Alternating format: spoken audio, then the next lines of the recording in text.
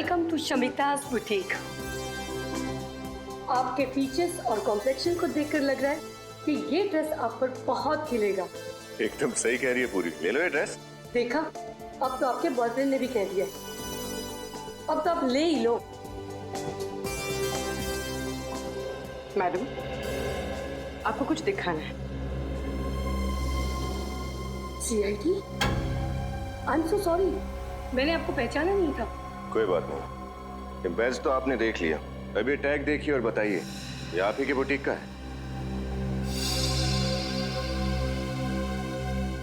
है नहीं, था। हाँ मतलब ये टैग हम बहुत साल पहले यूज करते थे, करीब 15 साल पहले। 1998 के बाद हमारे बुटीक का लोगो बदल गया है, अब हम ये लोगो यूज करते हैं।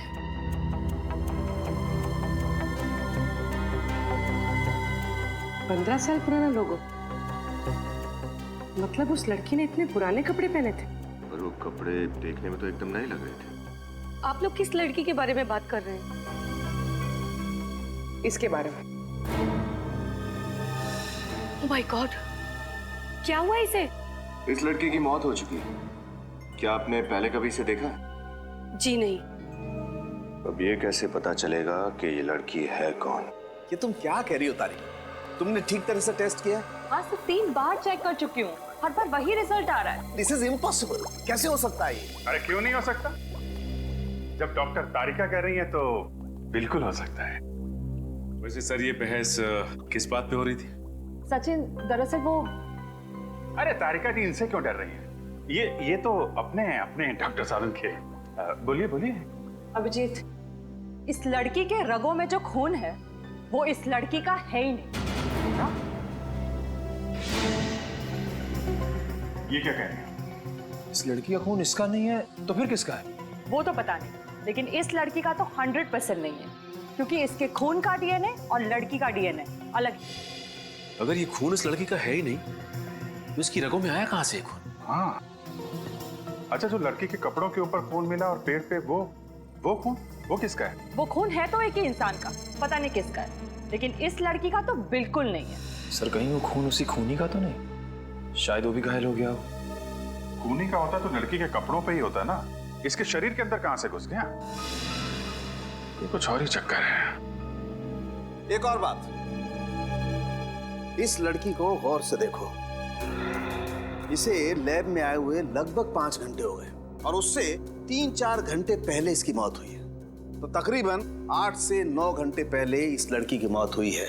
लेकिन ये देखो, इसकी चमड़ी देखो, जरा भी नहीं बदली है, कोई फर्क नहीं पड़ा है। और देखो, ये इस लड़की का हाथ देखो, देख रहे हो, जरा भी रायगर मोटिव सेट नहीं हुआ है, बॉडी जरा भी नहीं जकड़ी है। और इसकी वजह? मुझे अभी तक ढूंढ नहीं पाया हूं अभिजीत, लेकिन थोड़ा वक्त दो, मैं जरूर ढूंढ निकालूंगा कि आखिर इस सब की वजह क्या है। अच्छा डॉक्टर साहब, आप कह रहे थे कि इस लड़की को आप कुछ पहचानते हैं? हाँ। कुछ याद आया कौन है लड़की? नहीं यार, बहुत दिमाग लड़ाया लेकिन याद नहीं आ रहा है आखिर ये लड़की है कौन। कोई बात नहीं, कोई तो जानता होगा इसे। सर ये मेरी बीवी वैष्णवी। आपकी बीवी? Yes officer. पर इसे हुआ क्या है? धनंजय जी, वैष्णवी का खून हुआ है। क्या? किसने मारा इसे? वही पता लगा रहे हैं हम। लेकिन एक बात बताइए, आखिरी बार कब मिले थे आप वैष्णवी से? 20 साल पहले। 20 साल पहले? 20 साल पहले वैष्णवी गायब हुई थी। मैंने इसे कहां कहां नहीं ढूंढा, हर पुलिस स्टेशन, हर अखबार, हर जगह। सॉरी। अच्छा एक बात पूछूं आपसे, आपकी शादी कब हुई थी? 23 साल पहले, 3 अक्टूबर 1990। हमारी लव मैरिज थी। मैं और वैष्णवी एक ही मेडिकल कॉलेज में पढ़ते थे। वैसे उम्र क्या है आपकी? 50 साल। 7 जून 1963 मेरी बर्थ डेट है। और वैष्णवी जी की? तकरीबन 3 साल छोटी थी मुझसे। 3 साल छोटी थी आपसे, मतलब 47 साल की उम्र थी उनकी, है ना? अच्छा, वैष्णवी जी का कोई फोटोग्राफ है 20 साल पुराना?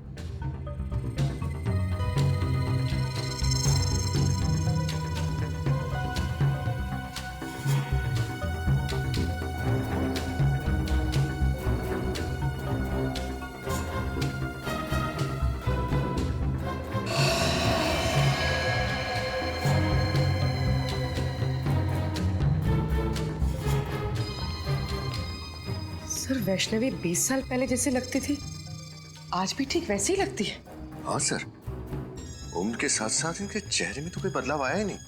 वही तो है ना बड़ी अजीब बात। एक औरत जो 20 साल पहले जैसे दिखती थी, आज भी बिल्कुल वैसे ही दिखती है। ये कैसे? ये मम्मी है। ये मम्मी है? हाँ सचिन, जैसी पिरामिड्स में मिली है वैसी मम्मी, लेकिन इस मम्मी को बनाने में एक अलग टेक्निक का इस्तेमाल किया गया है। सर आप क्या कह रहे हैं, कुछ समझ में नहीं आ रहा है। मैं समझाता हूँ। देखो, ना तो इसकी स्किन का रंग बदला है, ना इसकी बॉडी ने सड़ना शुरू किया है, कोई डिकम्पोज नहीं हुई है, और ना ही इसकी बॉडी ने जकड़ना शुरू किया है। और तो और ग्रेविटी की वजह से शरीर का वो हिस्सा जो जमीन को छूता है काला पड़ना शुरू हो जाता है, और वहां पर ब्लड मार्क्स आना शुरू हो जाते हैं। लेकिन इसके शरीर पे कहीं भी कोई ब्लड मार्क नहीं है। मतलब इसकी बॉडी पे समय का कोई असर नहीं हुआ? बिल्कुल सही अभिजीत। तो फिर पता कैसे चलेगा कि वैष्णवी की मौत कब हुई? हाँ, वैष्णवी। अरे इसे तो मैं जानता हूँ, इसे ही तो मैं याद करने की कोशिश कर रहा था यार। इसे मैं जानता हूँ, ये मेरे साथ मेडिकल कॉलेज में पढ़ती थी। What a brilliant student she was. ये तो MKN कॉलेज में साइंस की प्रोफेसर थी। आज से 20 साल पहले वैष्णवी इसी कॉलेज में पढ़ाती थी। बहुत ही टैलेंटेड लड़की थी। हम सबको लगता था कि एक दिन वो बहुत आगे जाएगी, लेकिन बहुत बुरा हुआ उसके साथ। अच्छा, आपको कुछ याद है 20 साल पहले की? मेरा मतलब है, हम ये जानना चाहते कि क्या वैष्णवी का किसी के साथ कोई झगड़ा था या फिर दुश्मनी, नहीं नहीं, वो तो सबकी फेवरेट थी। उसका किसी से कोई झगड़ा नहीं था। अगर किसी को कोई प्रॉब्लम होती थी तो वो वैष्णवी के पास जाकर ही सलाह मांगता था। अच्छा, वैष्णवी आखिरी बार कॉलेज कब आई थी, कुछ बता सकते हैं आप? 6 मई 1993। 6 मई 1993?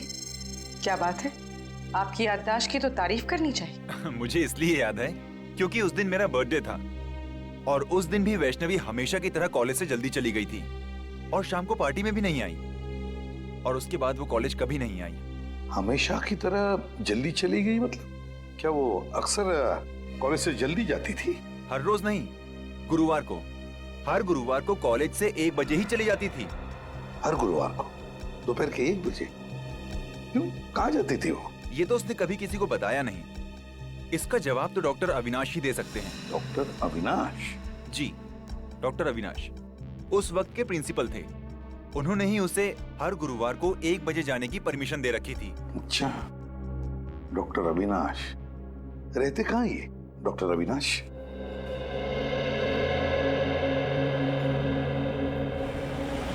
हाँ, ले दोस्त, कॉफी पी।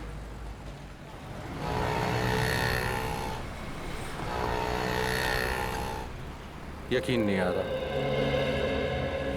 इतने साल पुराना दोस्त मेरे सामने बैठा है।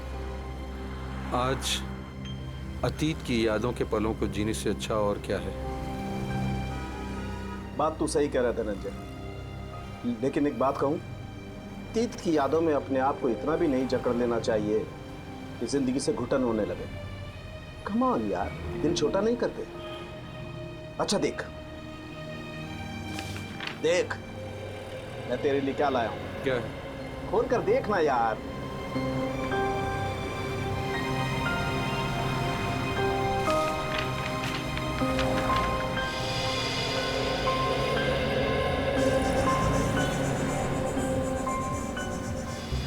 ये फोटो तो हमारे कॉलेज के एनुअल डे फंक्शन की है ना?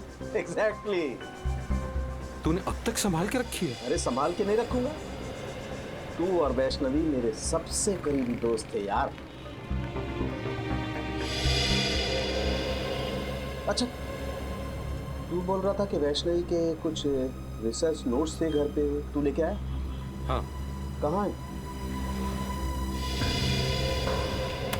मुझसे तो पढ़े नहीं गए। वैष्णवी की एक याद काफी है मेरी आंखें नम करने के लिए।